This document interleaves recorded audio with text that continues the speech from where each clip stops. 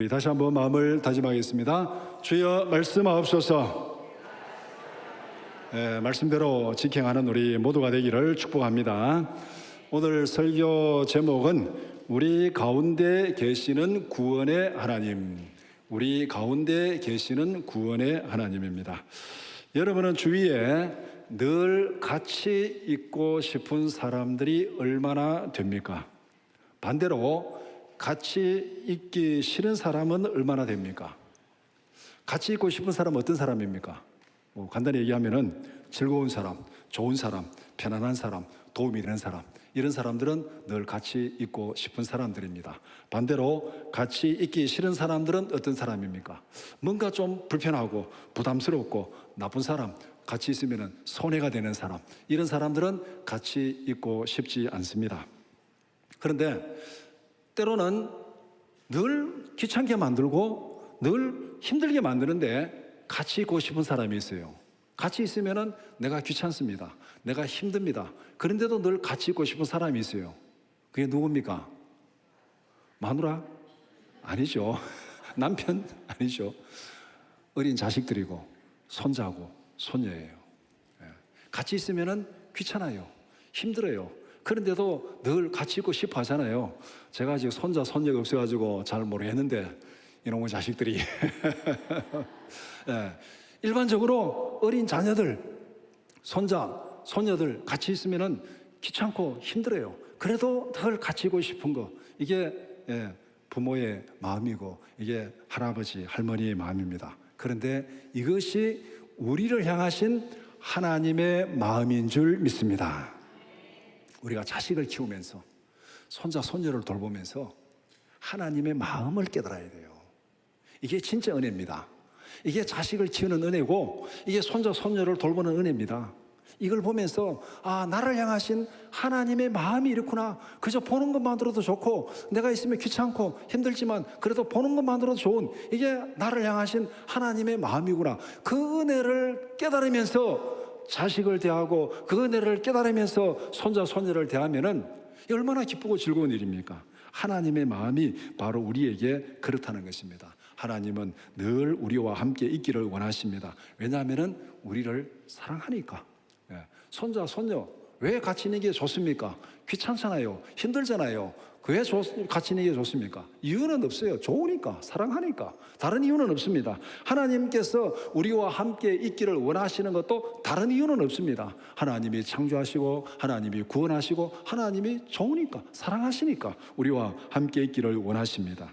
그런데도 불구하고 우리는 하나님이 싫다고 귀찮다고 불순종하고 거역하고 떠날 때가 많이 있습니다. 이런 인간들이 있잖아요. 사춘기 심하게 하는 인간들이 이런 인간들이에요. 그냥 엄마 사랑이 역겨워가지고 가정에서 편하게 살아가는 게 호황에 바쳐가지고 오강에 뭐를 싸라는 것처럼 그렇게 막 싫다고 막 왜 날 낳았냐고부터 따지고 하는 이 사춘기 심하게 앓는 아이들이 있잖아요. 그런 모습이 바로 하나님을 향한 우리 죄인들의 모습입니다.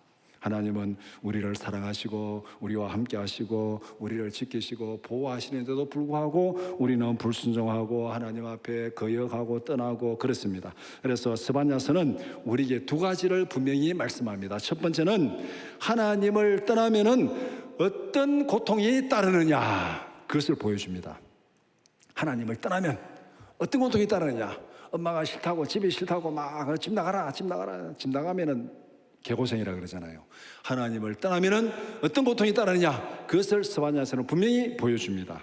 그 다음에 두 번째는 하나님이 함께 하시면은 어떤 은혜가 임하느냐, 그것을 말씀합니다. 그러니까 스바냐서는 두 가지 딱 말씀하고요.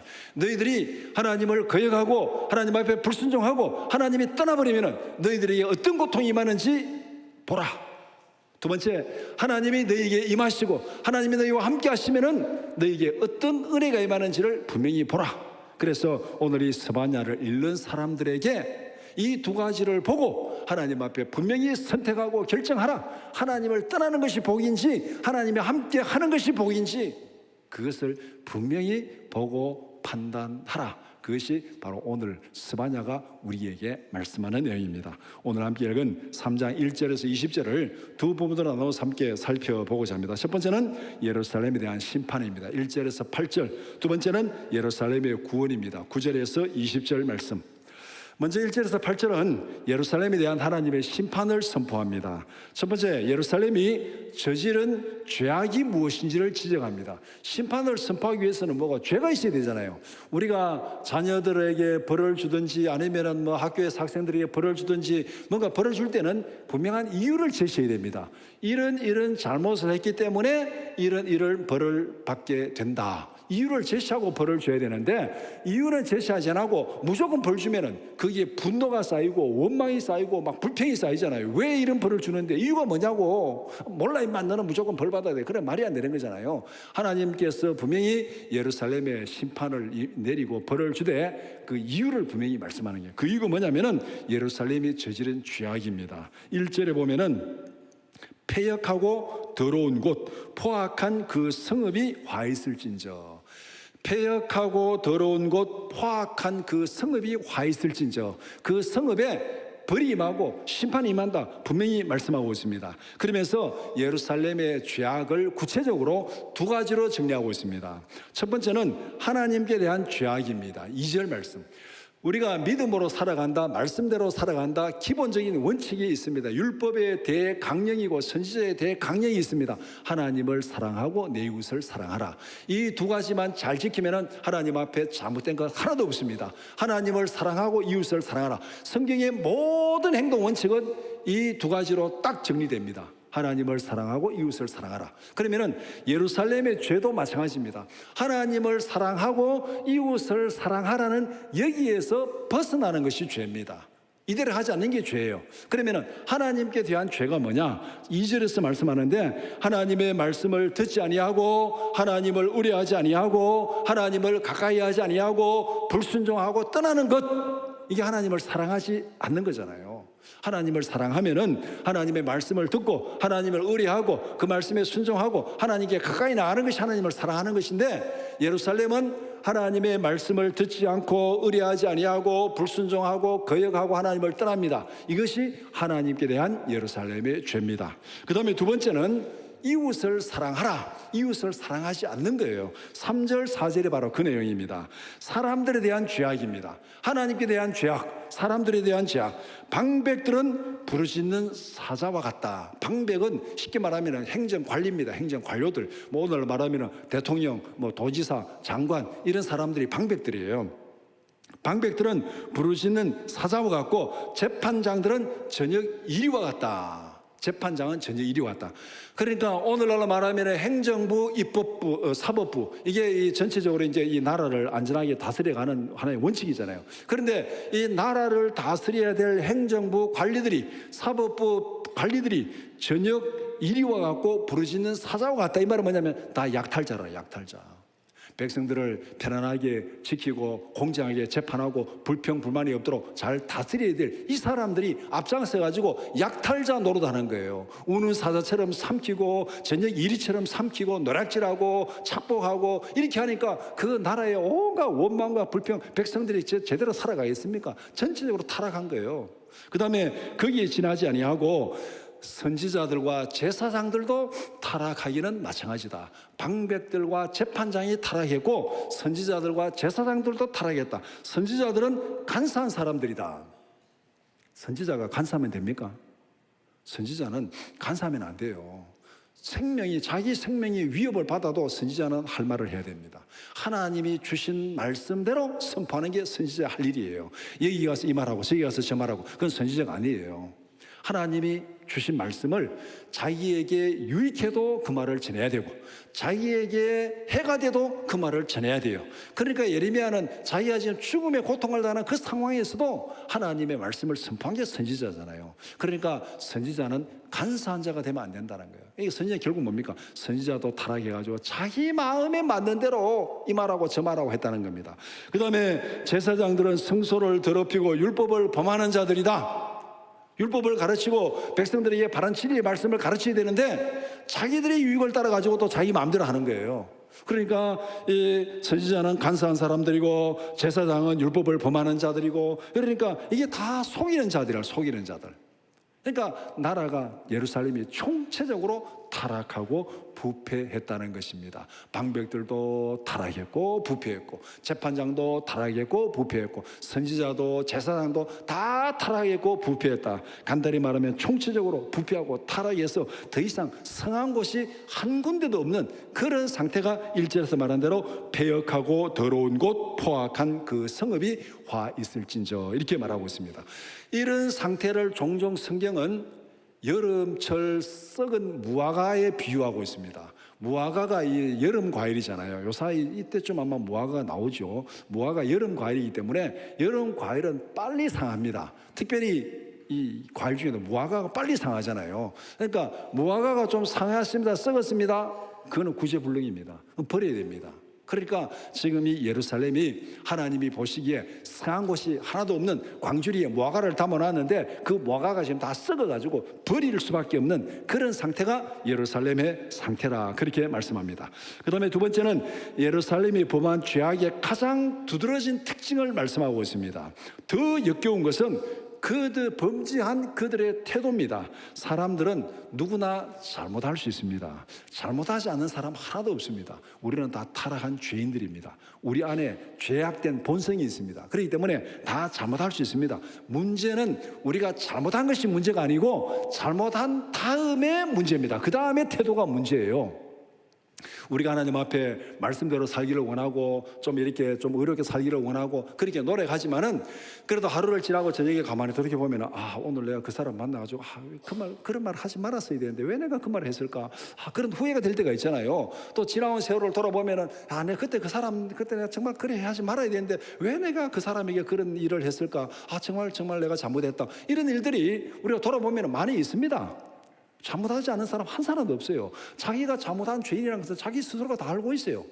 그런데 문제는 이 잘못한 것이 문제가 아니고 그 잘못한 다음의 태도가 문제라는 거. 5절은 범죄한 이스라엘의 태도를 지적하고 있습니다. 하나님은 의로우신 분입니다. 아침마다 자기의 공의를 비추어 주십니다. 이 말은 뭐냐면은 아침마다 하나님께서 공의로우니까 이 햇빛을 비춰가지고 이 밝게 비춰줍니다. 우리가 밤에 이렇게 살다 보면은 내가 뭐가 잘못됐는지, 집안에 더러운 것이 뭐가 있는지, 지저분한 것이 뭐가 있는지 모르잖아요. 그런데 이제 해가 뜨고 날이 밝으면은 자기 잘못된 걸 알게 되고 집안에 너무 더러운 걸 알게 되고 이 지저분하니 청소해야 되네. 그래서 아침에 다 이 도시에 나가면 거리도 청소하는 사람 있잖아요. 밤에 청소합니까? 아침에 청소하잖아요. 아침에 날이 밝으니까 도로에 있는 쓰레기들 막 이 다디구니가 그거 다 깨끗하게 청소하고 하는 거잖아요.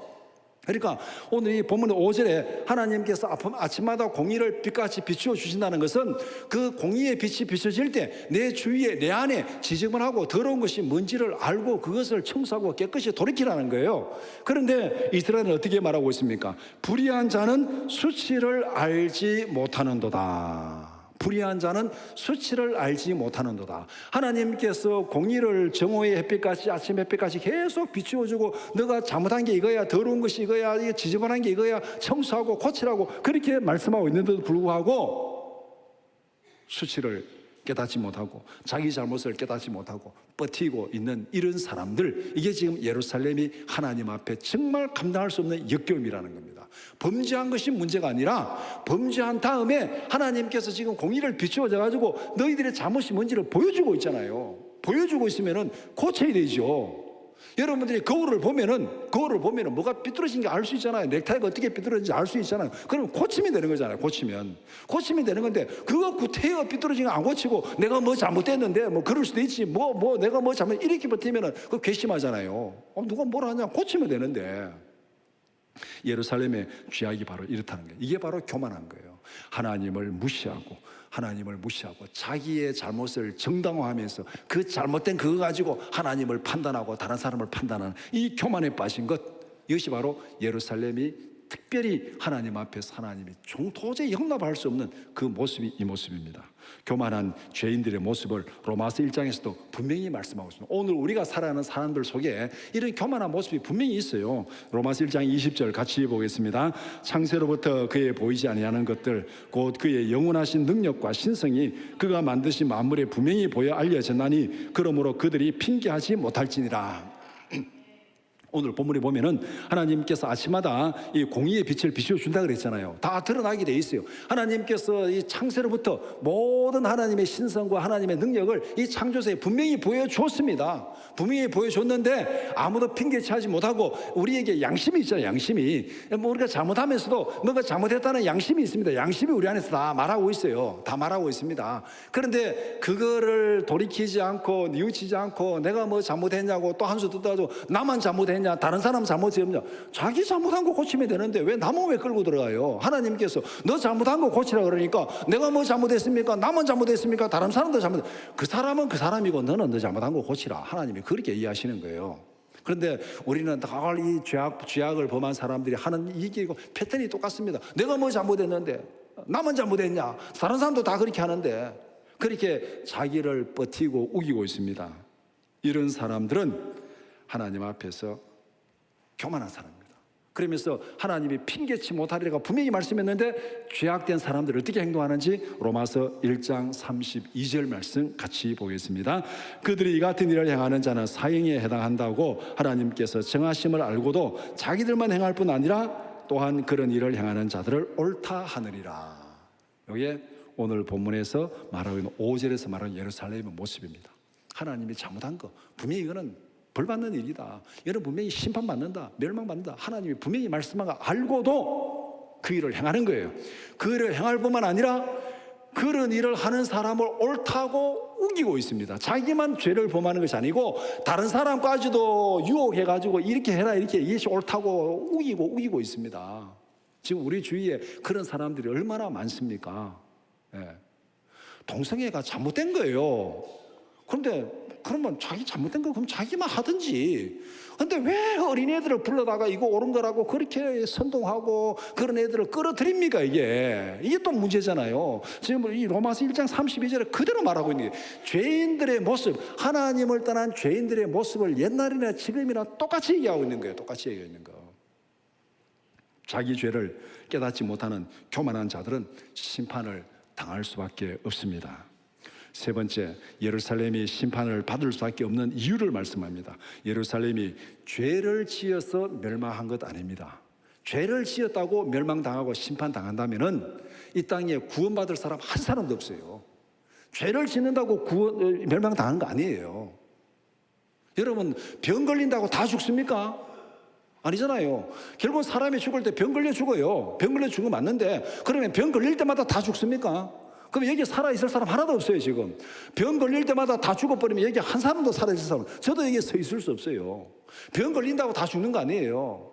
죄 짓는다고 다 멸망당하는 거 아니에요. 예루살렘이 멸망한 결정적인 이유는 그들이 범죄에서 멸망한 것이 아니고 하나님의 경고를 무시해서 멸망한 거예요. 6절에서 하나님께서 하나님을 대적하는 자들의 결과를 분명히 보여주셨습니다. 6절의 내용은 하나님을 대적하는 나라들, 하나님을 대적하는 권세들 이렇게 멸망당한다. 역사적으로 그것을 분명히 보여준 게 6절입니다. 그리고 7절에서 뭐라고 말합니까? 이렇게 하나님께 대적하는 자들이 멸망당하고 심판을 당하니까 너희들은 하나님을 대적하지 말고 불순종하지 말고 하나님께로 돌아오라. 그러면 구원을 받으리라. 그것이 7절에서 말씀하는 내용이에요. 그런데 이스라엘은, 예루살렘은 하나님의 경고를 무시했습니다. 그래서 8절에 예루살렘에 대한 심판이 선포됩니다. 뭐라고 선포합니까? 나 여호와가 말하노라. 그러므로 내가 일어나 벌할 날까지 너희는 나를 기다리라. 심판이 작정됐습니다. 벌할 날까지 기다리라. 내가 열국을 모아가지고 진노를 쏟아내리라. 이게 정말 무서운 거 아닙니까? 우리 하나님 앞에 금방 딱 벌받는다고, 금방 벌받지 않는다고 하나님이 날 용서한 거 아니고 금방 벌받지 않는다고 내가 괜찮은 거 아니에요. 하나님께서 심판의 날까지 기다리고 참으시는 거예요. 이거 두려운 줄 알아야 됩니다. 하나님께서 지금 막 범죄하고 지금 나쁜 일 하는 그놈들 왜 당장 딱딱 죽이지 않느냐. 예. 하나님이 없어서 안 죽이는 거 아니에요. 하나님이 기다리고 참고 계십니다. 기다리고 참고 계시다가 멸하실 때는 확실하게 멸하십니다. 그러니까 하나님이 참으시는 그 시간을 우리는 정말 두려워할 줄 알아야 됩니다. 기다리라. 내가 너희들에게 심판을 내리겠다. 분명히 말씀하고 있습니다. 예루살렘을 향한 하나님의 심판이 작정되었습니다. 하나님은 우리에게 다시 한번 기회를 주시네요. 경고를 주는 게 뭡니까? 경고를 주는 거, 7절에서 경고를 주는 이유가 뭡니까? 돌아오라는 거예요. 이것은 다른 말로 말하면 우리에게 패자 부활전이 있다는 겁니다. 우리가 경기를 하다가 한번 졌는데 지면은 완전 탈락하는 것이 아니고 다시 이렇게 또 패자 부활전 해가지고 회생할 기회를 주는 거잖아요. 우리 뭐 축구 경기, 뭐 월드컵 뭐 이런 거 하다 보면 종종 리그 할 때는 저도 또 다시 경기하고 그러잖아요. 이런 것처럼 하나님께서 우리에게 기회를 주십니다. 하나님 앞에서 패자 부활전을 잘 활용하는 우리 모두가 되기를 축복합니다. 이 말은 범죄한 그것이 중요한 것이 아니고 하나님께 경고를 들을 때 그때 돌이키는 것이 중요한 거예요. 돌이키는 것. 지은 죄가 문제가 아닙니다. 경고를 듣고 돌아서는 것이 문제입니다. 분명히 성경은 그렇게 말씀하고 있어요. 지은 죄 때문에 멸망당한다면 이 땅에 구원받을 사람 한 사람도 없습니다. 다 죄인입니다. 하나님 알고 계세요. 그런데 죄를 지어도 자기 죄를 깨닫고 하나님 앞에 나와서 회개하면은 하나님이 용서하시고 구원하시리라 하나님께서 분명히 말씀하셨습니다. 요한 1장 8절 9절 같이 보겠습니다. 만일 우리가 죄 없다고 말하면 스스로 속이고 또 진리가 우리 속에 있지 아니할 것이요 만일 우리가 우리 죄를 자백하면 그는 미쁘시고 의로우사 우리 죄를 사하시며 우리를 모든 불의에서 깨끗하게 하실 것이요. 믿습니까? 이렇게 보면은 예루살렘의 심판은 그들이 죄를 범해서 심판받은 거 아니에요. 죄를 범한 이후에 하나님이 경고하실 때 그때도 거역하고 불순종하고 돌이키지 않았기 때문에 멸망당한 겁니다. 다음으로 9절에서 20절은 예루살렘의 구원을 말씀합니다. 첫 번째, 남은 자들에게 주신 하나님의 약속입니다. 이 하나님께서 남은 자들에게 돌아오시겠다고 선포하셨습니다. 예루살렘이 멸망했어요. 그러니까 이게 8절과 9절은 완전히 다른 얘기입니다. 완전히 다른 얘기예요. 8절까지는 예루살렘의 심판을 말하고 있고 9절은 심판받은 이후에 예루살렘의 회복을 말씀하고 있습니다. 하나님께서 심판받은 그 예루살렘에 다시 돌아오겠다고 그렇게 말씀합니다. 간단히 얘기하면은 심판은 하나님이 떠나가는 거예요. 하나님이 떠나가는 것, 이게 심판입니다. 예루살렘에 하나님이 함께 계시고 하나님이 지키시고 보호하시니까 그들이 안전하게 편안하게 살아갈 수 있었습니다. 그런데 하나님이 떠나버리면 그들의 보호자가 사라졌습니다. 그들의 보호막이 사라졌습니다. 그러니까 열방이 쳐들어와서 약탈하고 빼앗고 파괴하고 불지르고 사로잡아가고 그렇게 해서 보호자가 떠나버리니까 완전히 약탈거리가 된 거예요. 이게 멸망입니다. 구원은 하나님께서 다시 돌아오는 거예요.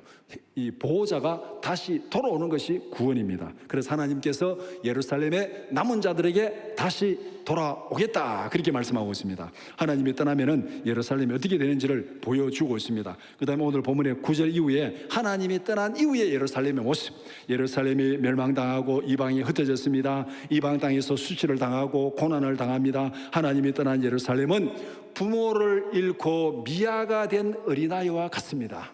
어린아이가 어디 갔다 부모를 잃어버렸습니다. 그러니까 막 부모를 헤매다가 밤에 막 헤매다가 어디 파출소에 그냥 이렇게 보호가 그 파출소에 가서 보호 당하셨으면 다행인데 또 어디 잘못돼가지고 이상한 사람들 만나가지고 또 이렇게 막 하면은 정말 골치 아프잖아요. 예, 어떻게 보면은 인신 또 팔려갈 수도 있고 정말 부모를 잃은 어린아이는 정말 비참해지잖아요. 보호자가 사라진 어린아이는 비참하게 되는 겁니다. 예루살렘이 바로 그와 같다. 하나님이 떠난 예루살렘은 보호자가 떠난 어린아이와 같다는 겁니다. 하나님께서 왜 예루살렘을 떠났습니까? 앞에서 말한 대로 범죄하고 지속적인 경고를 무시하고 교만했기 때문에 떠난 겁니다. 끝까지 우기고 경고해도 끝까지 우기니까 그래 그럼 너 혼자 잘해봐라 하고 떠나버렸어요. 떠나버리니까 이 예루살렘이 비참하게 되는 것입니다. 이런 죄인들의 모습을 끝까지 하나님 앞에 우기고 내가 잘못한 것이 또 우기면 하나님이 그래 너 마음대로 해봐라고 허용하십니다. 이게 하나님이 떠나는 거예요. 너 마음대로 해봐라. 너 마음대로 해봐라. 로마서 1장 26절 27절 말씀 같이 보겠습니다. 이 때문에 하나님께서 그들을 부끄러운 욕심에 내버려 두셨으니 곧 그들의 여자들도 순리대로 쓸 것을 바꾸어 영리로 쓰며 그와 같이 남자들도 순리대로 여자 쓰기를 버리고 서로 향하여 음욕이 부릴 듯하며 남자가 남자와 더불어 부끄러운 일을 행하여 그들의 그릇 때문에 상당한 보응을 그들 자신이 받았느니라. 우리 주위에서 벌어지고 있는 일들 하나님께서 그래 너 마음대로 해봐라. 하나님이 그대로 용납하시고 허용하는 게 그들에게 이미 심판이에요. 심판. 그들이 정말 행복하겠습니까? 정말 그들이 즐겁겠습니까? 아니에요. 정말 행복한 사람은요, 그냥 행복하다 소리 나서가지고 강요 행복하다 소리 안 합니다. 그러니까 자기가 뭔가 잘못하니까, 자기가 잘못한 걸 가리기 위해서 억지로 다른 사람을 끌어들여가지고 공범자를 만들어가지고 위로받게 하려는 거예요. 그 범죄의 심리가 잘못하면은요, 그 자기 잘못을 가리고 남들 끌어들여가지고 나만 잘못한 게 아니고 다른 사람도 같이 잘못했다 해가지고 위로받으려고 하는 이 어처구니없는 일을 하는 거예요. 이게 바로 하나님께서 이미 그들 가운데 이미 심판이 임하고 있는 겁니다. 심판이 임하고 있는 것. 남은 자는 그럼 어떤 사람들입니까? 예루살렘이 하나님이 떠나버리니까 멸망당하고 이방의 포로로 잡혀가고 노예 생활하고 이미 목숨은 살아있지만 심판을 당하고 있는 거예요. 고통을 당하고 있잖아요, 이미. 그런데 하나님께서 남은 자들에게 돌아오시겠다 그렇게 말씀합니다. 남은 자들은 어떤 자들이냐? 교만을 버리고 자기의 잘못을 깨닫고 죄를 깨닫고 하나님 앞에 회개하는 사람, 이런 사람들이 겸손한 사람이고 이런 사람들이 남은 자예요. 앞에서 교만한 자는 하나님 앞에 자기 잘못을 수치를 깨닫지 못하는 자가 교만한 자고, 겸손한 자는 자기 잘못을 깨닫고 수치를 깨닫고 하나님 앞에 회개하며 돌아오는 자들, 이들에게 하나님께서 약속을 주십니다. 그것이 바로 오늘 본문 13절 말씀입니다. 이스라엘의 남은 자는 악을 행하지 아니하며 거짓말을 말하지 아니하며 입에 거짓된 혀가 없으며 먹고 누울지라도 그들을 두렵게 할 자가 없으리라. 먹고 누울지라도 그들을 두렵게 할 자가 없으리라. 이 말이 뭐겠습니까? 하나님께서 그들의 보호자가 된다는 거예요. 보호자가. 하나님이 지켜주시고 보호자가 되니까 그들이 먹고 누울지라도 두렵게 할 자가 없다. 하나님이 다 지켜주시니까 남은 자에게, 예루살렘의 남은 자에게 하나님이 돌아오신다는 얘기가 바로 이 얘기입니다. 보호자가 없었는데 이제 하나님이 보호자가 되어 주신다는 거잖아요. 이것이 바로 이 남은 자들에게 주신 하나님의 약속입니다. 두 번째는 예루살렘이 기뻐해야 될 이유가 무엇인지를 말씀하고 있습니다. 하나님이 돌아오시니까 기뻐하잖아요. 예루살렘에 기쁨이 찾아왔습니다. 멸망의 고통이 지나가고 시련의 아픔이 지나갔습니다. 14절은 예루살렘을 향해서 기뻐하라고 선포합니다. 13절에 남은 자들에게 돌아오겠다. 그러니까 14절은 바로 이어서 기뻐하라. 시온에 따라 노래할지어다. 이스라엘아 기쁘게 부를지어다. 예루살렘에 따라 전심으로 기뻐하며 즐거워할지어다. 그렇게 말하고 있습니다. 중요한 것은 기뻐할 이유입니다. 우리가 슬퍼하고 고통 가운데 있는 사람에게 기뻐하라, 즐거워하라 한다고 그래 기뻐하고 즐거워 되겠습니까? 뭔가 즐거워할 이유가 있어야 되는 거죠. 슬픔을 당한 사람에게 기뻐할 이유가 있어야 이 슬픔을 잊어버리고 기뻐합니다. 그런데 왜 기뻐해야 되는가? 그 이유가 있어야 기뻐해야 되는 거죠. 그래서 이 15절에 기뻐할 이유가 무엇인지를 말씀하고 있습니다. 15절 말씀에 여호와가 내 형벌을 제거하였고 내 원수를 쫓아냈으며 이스라엘 왕 여호와가 내 가운데 계시니 내가 다시는 화를 당할까 두려워하지 아니할 것이라. 그렇게 말하고 있습니다. 보호자가 돌아왔습니다. 보호자가 돌아왔으니까 기뻐하라. 그 기뻐하는 보호자가 돌아온 일이 뭡니까? 첫 번째는 여호와가 내 형벌을 제거했다. 형벌을 제거했으니까 기뻐하는 거죠. 그 다음에 두 번째는 여호와가 내 원수를 쫓아냈다. 원수를 쫓아냈으니까 괴롭힐 자가 없습니다. 세 번째는 하나님이 너희 가운데 계신다. 이제는 떠나지 아니하고 보호자가 너희 가운데 계신다. 네 번째, 다시는 화를 당할 일이 없다. 이 네 가지를 얘기하고 있잖아요. 그러니까 기뻐할 수밖에 없잖아요. 형벌이 지나갔고 원수가 다 쫓겨났고 하나님이 함께 하시고 다시는 화를 당할 일이 없다. 내가 지켜주겠다. 그러니까 예루살렘아 기뻐하라. 그렇게 말씀합니다. 하나님이 함께 하심이 우리의 영원한 기쁨이요 영원한 영광입니다. 우리의 마지막의 완성은 하나님이 함께하는 거, 하나님이 함께하는 거. 그것이 우리의 영원한 기쁨, 영원한 생명, 영원한 영광입니다. 그래서 우리 인생의 마지막 모습을 요한계시록 21장 3절 4절 이렇게 말씀합니다. 요한계시록 21장 3절 4절 같이 보겠습니다. 내가 들으니 보좌에서 큰 음성이 나서 이르되 보라 하나님의 장막이 사람들과 함께 있음에 하나님이 그들과 함께 계시리니 그들은 하나님의 백성이 되고 하나님은 친히 그들과 함께 계셔서 모든 눈물을 그 눈에서 닦아주시니 다시는 사망이 없고 애통하는 것이나 곡하는 것이나 아픈 것이 다시 있지 아니하리니 처음 것들이 다 지나갔음이러라. 하나님이 그들과 함께 계시리니, 하나님이 함께 계시니까 그 이전에 아픈 것들, 곡하는 것들, 눈물 흘리는 것들, 죽음 다 지나갔습니다. 이게 오늘 본문 15절에서 말한 그대로잖아요. 형벌을 제거하고 원수들을 쫓아내고 하나님이 지켜주시고 다시는 두려워하고 화를 당할 일이 없다. 이 15절의 말씀이 요한계시록 21장 3절 4절 말씀 그대로입니다. 하나님이 함께하니까 다시는 눈물 흘릴 일이 없고 고통할 일이 없고 애통할 일이 없고 죽음이 없고 다 지나갔다고. 하나님이 함께하는 것이 우리에게 영원한 기쁨이고 영원한 생명인 줄 믿습니다. 세 번째는 우리 가운데 계시는 하나님은 어떤 분인지를 분명히 말씀하고 있습니다. 하나님과 함께하는 것이 우리 인생의 마지막 목표고 마지막 완성입니다. 인생의 모든 고난과 죽음은 하나님을 떠남으로 시작된 거예요. 에덴 동산에서부터 하나님 앞에 불순종하고 거역하고 하나님을 떠남으로 죄가 시작됐고 고통이 시작됐고 그 다음에 죽음이 시작된 거예요. 그러면은 우리의 이 모든 고난에서 완전한 회복은 무엇입니까? 하나님이 다시 찾아오시는 거예요. 하나님이 다시 찾아오시는 것. 그래서 우리 인생의 마지막 칭찬과 상급은 무엇입니까? 우리 인생의 마지막 칭찬과 상급, 우리가 어떻게 살았든지 우리 인생의 마지막 한마디 하나님 앞에서 꼭 들어야 될 한마디가 이것입니다. 마태복음 25장 21절 말씀 같이 보겠습니다. 그 주인이 이르되 잘하였도다 착하고 충성된 종아, 내가 적은 일에 충성하였음에 내가 많은 것을 내게 맡기리니 내 주인의 즐거움에 참여할지어다. 마지막 한마디, 내 주인의 즐거움에 참여할지어다. 이 말을 듣는 사람은 성공한 사람이에요. 이 세상에서 아무리 권력을 누리고 아무리 부를 누리고 아무리 재산을 많이 쌓아도 마지막에 이 말 듣지 못하면 실패한 인생입니다. 이 말 듣지 못하면 어떻게 됩니까? 바깥 어두운 데로 쫓겨나서 슬피 울며 이를 갈미 있으리라.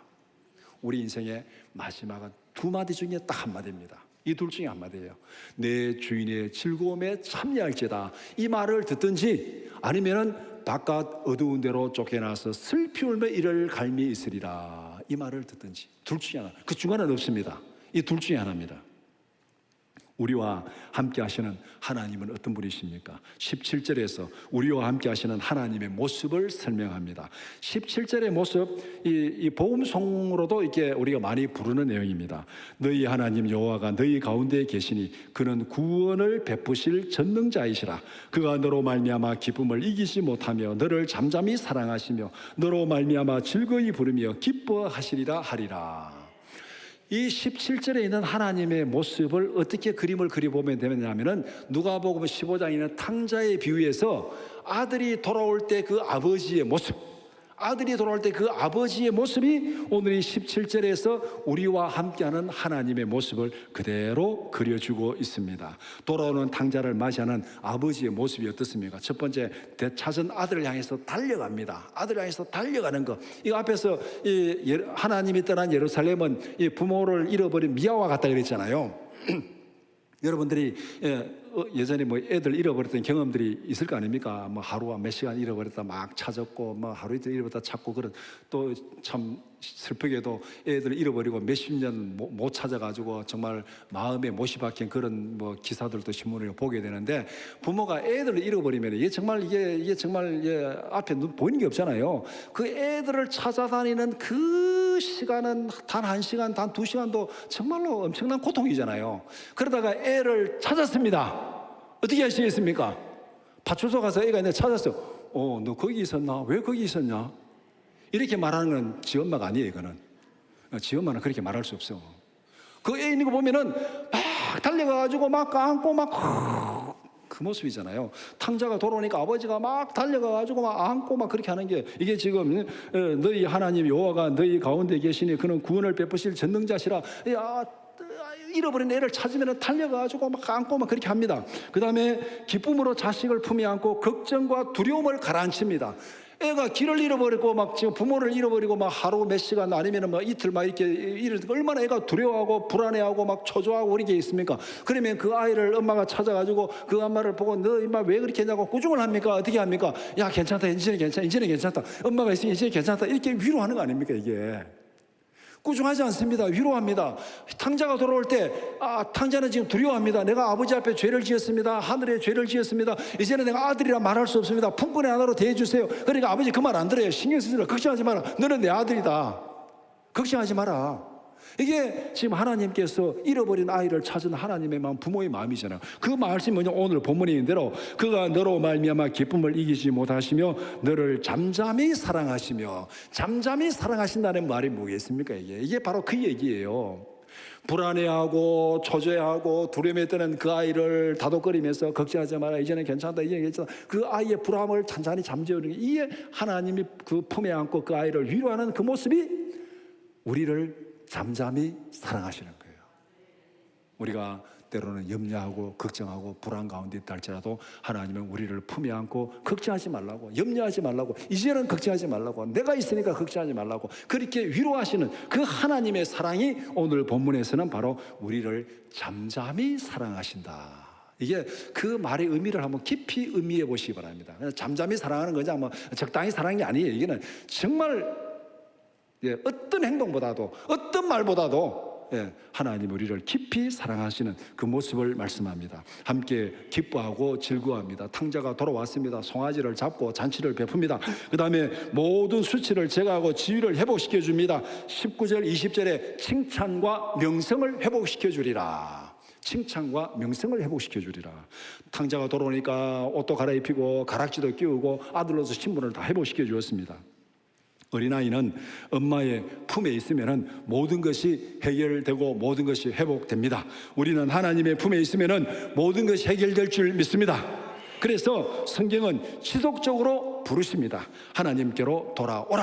오늘 본문의 말씀이 하나님께로 돌아오라. 그러면 사는 길이고 하나님께로 돌아오라. 그것이 은혜의 길이고 그것이 기쁨의 길이고 그것이 구원의 길이다. 그것을 말씀하는 것이 오늘 본문의 말씀입니다. 오늘 본문이 강조하는 핵심은 이것입니다. 하나님을 떠나면은 멸망이고 개고생이다. 하나님이 함께 하시면 모든 것이 회복된다. 고통의 형벌이 사라집니다. 두려움도 사라집니다. 영원한 기쁨이 회복됩니다. 하나님이 함께 하시면은 영원히 기뻐하고 영원히 즐거워할 수 있습니다. 내 주인의 즐거움에 참여할지어다. 이것이 우리 인생의 마지막 완성입니다. 하나님의 영원한 즐거움에 참여하는 것, 이것이 우리가 누리는 구원이고 우리의 인생의 완성이고 이것이 천국입니다. 천국이 다른 게 아니에요. 내 주인의 즐거움에 참여할지, 하나님의 즐거움을 누리며 살아가는 것, 그것이 이 땅에서도 천국의 삶을 사는 모습입니다. 이 땅에서도 하나님이 함께 하시면 천국의 기쁨을 누리게 될 줄 믿습니다. 창세기 39장 2절 3절 같이 보겠습니다. 여호와께서 요셉과 함께 하심으로 그가 형통한 자가 되어 그의 주인 애굽 사람의 집에 있으니 그의 주인이 여호와께서 그와 함께 하심을 보며 또 여호와께서 그의 범사에 형통하게 하심을 보았더라. 요셉이 비록 노예로 애굽에 와서 보디발의 집에 살아가지만은 그는 거기에서 정말 고통의 나날, 슬픔의 나날을 보낸 게 아니에요. 하나님이 함께 하심으로 형통한 자로, 자기가 하는 모든 일이 형통하게 되는, 어떻게 보면 천국의 기쁨을 누리며 살아가고 있는 거예요. 노예로 살아가고 있지만은 그는 천국의 기쁨을 누리며 살아가고 있습니다. 왜 그렇습니까? 하나님이 함께 하시니까. 하나님이 함께 하시니까 노예의 자리도 천국의 자리가 될 줄 믿습니다. 이게 임마누엘. 하나님이 함께 하심에 하나님이 우리와 함께 하십니다. 이 땅에서도 하나님 안에서 천국의 기쁨을 누리는 우리 모두가 되기를 주님의 이름으로 축원합니다.